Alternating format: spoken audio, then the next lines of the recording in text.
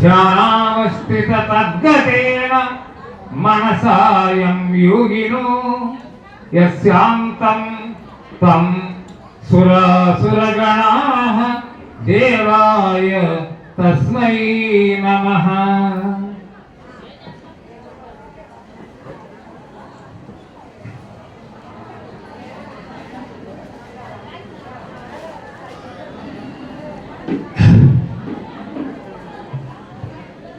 మహాకవి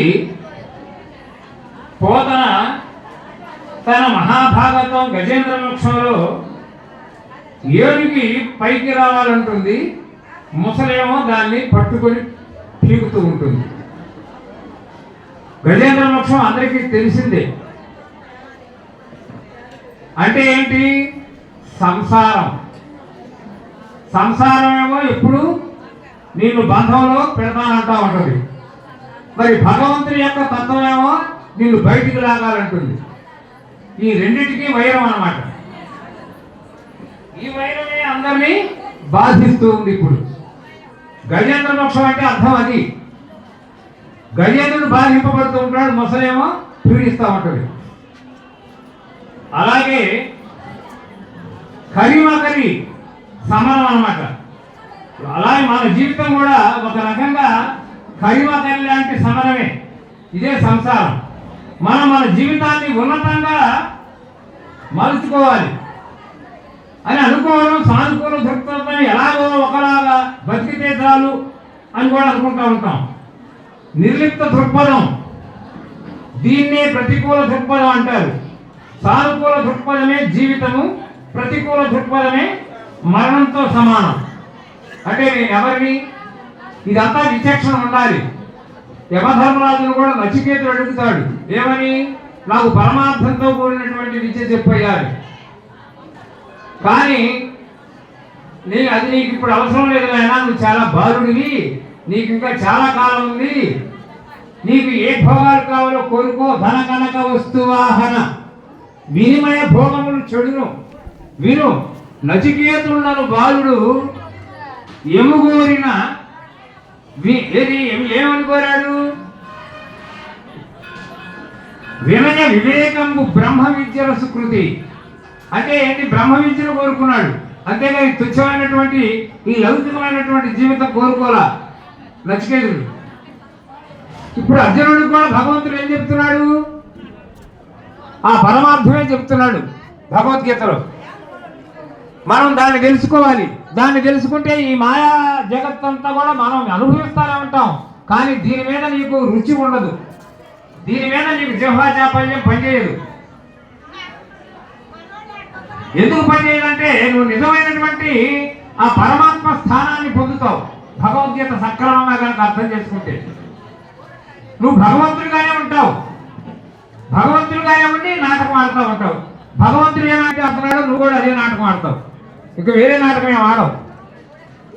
మరి భగవద్గీత అర్థం కావాలి. ఈ నాటకం అంతా ఆడాలంటే, ఊరకమే అర్థం కావాలంటే అట్ట దానికి ఎవరు కావాలి? మహానీయుడు ఎవరు చెప్పారు? ఆదిశంకరుడు ఏం చెప్పాడు? ఆదిశంకరుడు దుర్లభం త్రయమేవైతత్ దైవానుగ్రహ హేతుకం మనుష్యత్వం ముముక్షుత్వం మహాపురుష సంశయ అన్నాడు. అంటే ఏంటి? 3 రకాల జీవితం మనకుంది. ఒకటి మనుష్య జన్మ ఎత్తడం, తర్వాత మనకు ఈ జన్మలోని ఈ శరీరం పోయేలోగా నేను తప్పకుండా పరమాత్మ చేరుకోవాలి, మోక్షం పొందాలి అనేది ముముక్షుత్వం. అంటే మోక్షం పొందాలనే ఆకాంక్ష కలిగి ఉండడం. ఆ తర్వాత అది నెరవేరాలంటే మహాపురుష సంశ్రయ, ఏ గురువునైతే మనం ఆశ్రయించాలో ఆ గురువు మనకు లభించాలి. లభించినప్పుడే ఈ జన్మ దుర్లభం తీరిపోతుంది. లేకపోతే ఎక్కడేసిన గొంగడి అక్కడే. ఇప్పుడు మనం అంతా ఎక్కడేసిన గొంగడి అక్కడే ఉన్నట్టుగా ఉంది. ఇటువంటి వాటికి మనం వస్తున్నాం, కానీ మనం మనసు పెట్టి ఆ పరమాత్మ యందు లయం చేయలేకపోతున్నాం. ఆ లయం చేయగలిగే స్థితి కావాలి.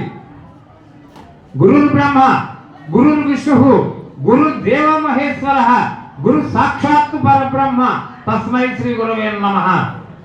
ఎవరి గురువు? బ్రహ్మ గురువు అట. మరి ఆ బ్రహ్మ ఎక్కడ ఉన్నాడు? నీలోనే ఉన్నాడు. నీలో నీ కర్మఫలం ఏదైతే ఉందో ఆ కర్మఫలం ప్రకారం నువ్వు జన్మించావు. ఈ జన్మించడమే నువ్వు జన్మనెత్తడం, భగవంతుడైనటువంటి దేవుడు ఆ బ్రహ్మదేవుడు నిన్ను సృష్టించడం. వేరే సృష్టి లేదు ఇక్కడ. నిన్ను నువ్వు పోషించుకోవడమే విష్ణుతత్వం. ఆ విష్ణుతత్వం ఎవరు? అది నీలోనే ఉన్నది. అలాగే శివతత్వం కూడా నీలోనే ఉన్నది. లయం చేసుకునే తత్వం నీకు నువ్వుగానే లయం చేసుకోవాలి. ఎవరో వచ్చి నిన్ను లయం చేయలేరు. దానికి మార్గం మాత్రం గురువు దగ్గర తెలుస్తుంది. ఆ గురువు చెప్తాడు ఇలా నువ్వు లయం అవుతున్నా అని. కానీ గురువు నిన్ను లయం చేయడు. పొరపాటును కూడా నువ్వే లయం చేసుకోవాలి. నిన్ను నువ్వే తాదాత్మ్యం పొందాలి. తత్వమసి తత్వం అదే. ఇందాక మన ఏలు హనుమంతరావు గారు చెప్పాడు కదా తత్వమసి అని. తత్ అంటే ఏంటి? ఆ పరబ్రహ్మం అని చెప్పాడు. త్వం అంటే ఆ పరబ్రహ్మం నుండి వచ్చిన వాడు నువ్వే. ఆ బ్రహ్మం నువ్వే. త్వం నీవే. అసి అంటే ఏంటి? తత్వం ప్లస్ అసి, తత్వం అసి. కానీ చాలా మంది మసి అవుతున్నారు కానీ అసి కావడం లేదు. అంటే తాను లయం కావడం లేదు. ఆ పరబ్రహ్మంలో జీవుడు లయం కావడాన్ని తత్వమసి అన్నారు. అదే యోగం అన్నా అదే. జీవుడు దేవుడితో ఏకం కావడం యోగము అని భగవద్గీతలో చెప్పబడుతుంది. అది దానికే 18 యోగాలు చెప్పాడు పరమాత్మ. మరి పరమాత్మ అంత తేలిగ్గా చెప్పాడు, చాలా సులువుగా చెప్పాడు, అర్జునుడికి చెప్పాడు.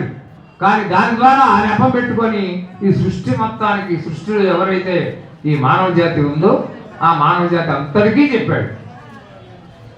కానీ మనకి చెప్పాడు అనుకోవడం వల్ల మనం అర్జునుడికే చెప్పాడు. మరి మనం చూసుకోవాలన్నా మరి గురువు దొరికితే అర్జునుడికి చెప్పింది నీకు కూడా చెప్తాడు ఆయన. గురువు దొరకాలిగా. బహూనాం జన్మనామంటే జ్ఞానవాన్ మాం ప్రపంచతే వాసుదేవ సర్వవిధి సమహాత్మానం సుదుర్లభ అన్నాడు.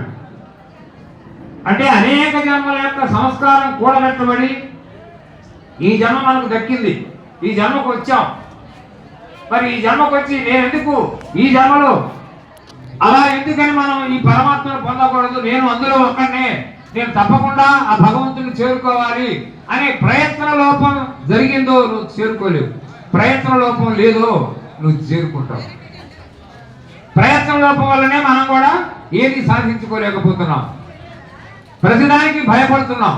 క్లైప్యం మాస్మగమస్పార్థ నైతత్వై ఉపపద్యతే క్షుద్రం హృదయ దౌర్బల్యం త్యక్తోత్తిష్ట పరంతప. ఏం చెప్పాడు ఇక్కడ పరమాత్మ? పిరికితనము విడివగవాలి, చురుకుదనము పనులలోన చూపింపవాలని, బెరుకుదనము మరవగవాలి, మొరకుదనము వీడి సుగతి పోవలి సుకృతి. కాబట్టి ఏం చేయాలి? మనలో ఉన్న పిరికితనాన్ని పారదొరాలి. ఎప్పుడు ధైర్యంగా ఉండాలి. ధైర్య సాహసే లక్ష్మి అని చెప్పారు పెద్దలు. కానీ మనం ధైర్యం కోల్పోయామంటే ఏది సాధించుకోలేము. ఈ ధైర్యానికి ప్రతీక పాండవుల్లో భీముడు అని గుర్తుపెట్టుకోండి. పాండవుల్లో భీముడు ధైర్యానికి ప్రతీక. మరి మనం కూడా దానికి ప్రతీక కావాలి. ధర్మరాజు యమధర్మరాజుకి ప్రతీక, అంటే ధర్మానికి ప్రతీక. కర్ణుడు త్యాగానికి ప్రతీక. వీళ్ళందరూ కుంతి పుత్రులే, గుర్తుపెట్టుకోండి. మళ్ళీ కుంతిదేవి తన చిన్నతనంలో దుర్వాస మహర్షి చేత పరిచర్యలు చేసింది ఆయనకి. ఆయన ఆ పరిచర్యలకు మెచ్చి ఒక మంత్రోపదేశం చేస్తాడు. ఆ మంత్రోపదేశ ప్రభావమే ఈ పాండవుల అవతరణ. పాండవులు జన్మించారు. కుంతికి ముగ్గురు. ఎవరు? ధర్మరాజు, కర్ణుడు, విజయుడు, భీముడు. నలుగురు. అంటే పాండవుల్లో ముగ్గురే. కర్ణుడు లెక్కలోకి రాడు. అందుకని ముగ్గురు. తర్వాత ఎవరు? అదే మంత్రాన్ని మాద్రికి ఉపదేశించడం వల్ల ఆ మాద్రికి కూడా నకుల సహదేవులు అశ్వనీ దేవతలు సంతానం ప్రసాదించారు. మరి అశ్వనీ దేవతలు అనే పేరు వచ్చింది కదా, దీనికి ఒక కీలకమైనటువంటి అర్థం ఉంది. అశ్వనీ దేవతలు అంటే ఎవరనుకుంటున్నారు మీరు? దేవతల్లో వాళ్ళు అగ్రగణ్యులే. కానీ అశ్వనీ దేవతలు ఎక్కడ పనిచేస్తున్నారు మన శరీరంలో అనేది మాత్రం చెయ్యత్త మీకు తెలిసిన వాళ్ళు ఒక్కళ్ళు.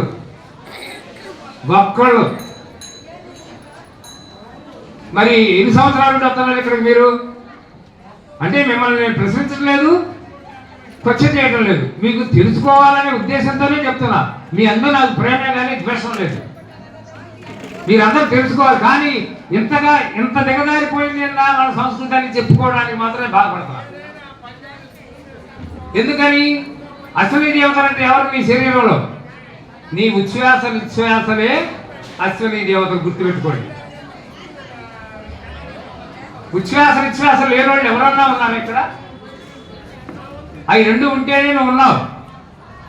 కానీ మరి దాని పరమార్థం మాత్రం మనకు అర్థం కాదు, తెలుసుకోవాలా మనం. ఎందుకంటే గురువు చెప్తాడు ఇవన్నీ.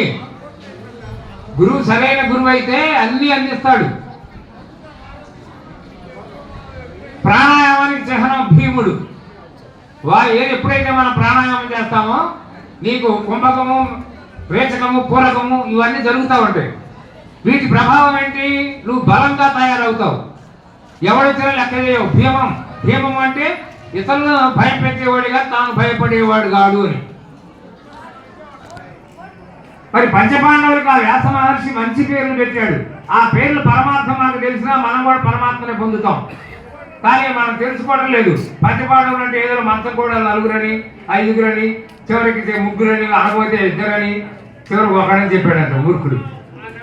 అట్లా ఉంటది మన సంస్కృతి. మనం తెలుసుకోవడంలా రామాయణం కానీ భారతం కానీ మనం తెలుసుకుంటే మనం ఒక మతాన్ని దృష్టిలోనే పెట్టుకోం.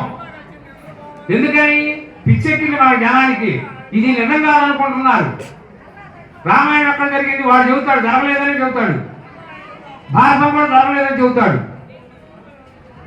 అసలు రాముడు దేవుడే కాదు, కృష్ణుడు దేవుడే కాదని చెబుతాడు. మరి నువ్వు నమ్ముతున్నావు కదా, నమ్ముతున్నావా? యథార్థానికి శ్రీరాముడు శ్రీకృష్ణుడు ఆరాధ్యులు అనంగదాల్చిన అవతారములు భారుని భారము తీర్చిరి నీ రూపం బట్టి దగ్గర నెగడం సుకృతి. ఇది భగవంతుడు అయితే చెప్పాడా? భగవంతుడు గాంధీ చెప్పాడా? వాళ్ళిద్దరు భగవంతులే. కానీ ఎవడో చెబుతాడు భగవంతుడు కాడు, కృష్ణుడు దేవుడు ఎట్టాడని, రాముడు దేవుడు ఎట్టాడంటాడు. నువ్వేమో తలకిందులవుతావు. ఇదే నిజం కావాలా అని వేసుకుని నమ్ముతావు, ఖురాన్ నమ్ముతావు. భగవంతుడు అక్కడే, కానీ నామరూపాల వల్ల నువ్వు మాయలో పోతున్నావు. నువ్వు మాయ చేస్తున్నావు, నువ్వు మాయకు చిక్కుతున్నావు. కానీ నువ్వే భగవంతుడివి తెలుసుకుంటే ఇంకొక మతంలో పానక్కర్లా. కాబట్టి ఎప్పుడైతే త్యాగం ఎవరికి ఉంది? కర్ణుడికి ఉంది త్యాగం. బాగా వినండి, లేచిపోవాలంటే లేచిపోతే ఏం అర్థం కాదు, ఉంటేనే అర్థం అవుతుంది. ఈ గంట సేపు ఉంది నాకు ఉపన్యాసం. ఈ గంట మీరు సక్రమంగా వింటారని నేను చెప్తున్నా. ఎక్కడెక్కడో మంచి మాట్లాడి చేసుకొని చెప్తా. భగవద్గీత అంటే అర్థం అది కేవలం శ్లోకాలు చదవటం కాదు. శ్లోకాలు పారాయణం చేయండి, తప్పులేదు. కానీ దాని పరమార్థం తెలుసుకోవాలి. పరమార్థం తెలుసుకొని మాట్లాడాలి. ఆ పరమార్థం మీకు అందబడుతుంది. ఇప్పుడు కర్ణుడు ఆ సూర్య భగవాన్ని అనుగ్రహం వల్ల కవచ కుండలాలతో పుడతాడు. త్యాగానికి ప్రతీక. ఎప్పుడైనా దానం చేస్తే ఆ దానాన్ని మనం పుచ్చుకున్నప్పుడు అబ్బా దానకరుడు అయ్యాను అని మనం మాట్లాడుకుంటాం ఈనాటికి. దేనికి? త్యాగం అంటే సమస్తం ధారపోయడం అన్నమాట. నువ్వు ఏది మిగిల్చుకోకుండా నువ్వు ఎప్పుడైతే పరమాత్మకు సమర్పణ చేస్తావో ఆ పరమాత్మ నీకు ఇవ్వాల్సింది మొత్తం ఇస్తాడు. నువ్వు ఎప్పుడైతే చెయ్యవో నీకు ఇవ్వడు అంతే. కానీ మనం చేసే సత్తా మన దగ్గరే ఉంది. భగవంతుడు ఇచ్చిన దాన్ని ఆయనకి ఇవ్వడానికి ఏంటి? బ్రహ్మాత్మనం బ్రహ్మహి బ్రహ్మభ్యో బ్రహ్మణోహుతం బ్రహ్మయుతేయం బ్రహ్మకర్మ సమాధిన అని మనం ఎప్పుడైతే ఆ పరమాత్మకు సమర్పించి భోజనం చేస్తున్నావో లేదా? మరి ఆ భోజనం నీదా నాదా కాదుగా, మరి ఆ పరమాత్మదేగా. మరి ఆయనకి ఇవ్వడానికి ఒక్కరూ పెడతానికి చచ్చిపోతామే, కనీసం స్మరించడానికి చచ్చిపోతామే. గుర్తురాదు, భగవంతుడు గుర్తురాడు. ఆకలి గుర్తు వస్తుంది కానీ భగవంతుడు గుర్తురాడు. ఆ కాసేపు అయినా సరే. మరి ఎందుకని? ఎంత ఉంది వాళ్ళు? ఈ లౌకిక ప్రపంచం బాగా బంధింపబడి నిన్ను ఏమి మోహం చేత ఏమీ తెలియలేదు. ఆ తెలియలేని స్థితిలో మనం ఉన్నాం. అదే ఇప్పుడు నేను చెప్పేది, వేరే లేదు. మరి అందరూ ఉన్నారు. అందరూ ఉన్నారు, కానీ కళ్ళు తెరిచి భగవంతుని ఒక్కసారి స్మరిస్తే ఇవన్నీ పోతాయి, ఈ పాపం అంతా పోతుంది. మీ కీర్తన చెప్తా, ఇప్పుడు భగవద్గీత పాఠం మొత్తం 41 సార్లు సాధించారు. ఆ చాలీసాలో పరమాత్మ భగవద్గీత సారం